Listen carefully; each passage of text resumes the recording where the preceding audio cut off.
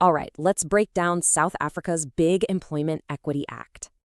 And really, it all comes down to this one pretty huge question.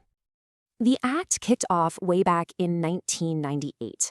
The whole point was to totally reshape South Africa's workplaces. You can think of it as a rulebook for fairness, covering everything from discrimination to equal pay. And a huge piece of this is affirmative action. It's meant to help fix the imbalances of the past. Okay, but what does this actually mean for businesses on the ground? Well, it's kind of a mixed bag. For starters, a good BEE rating is a big plus. But get it wrong, and you're looking at some big fines.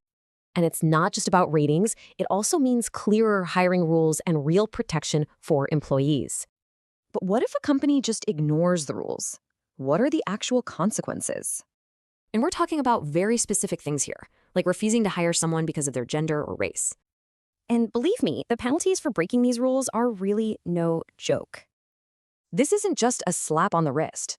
Think huge fines or even being cut off from government contracts. Okay, so how do businesses stay on the right side of the law? Let's look at the steps. It starts with fair hiring and pay. Then you need a formal equity plan that gets sent to the government.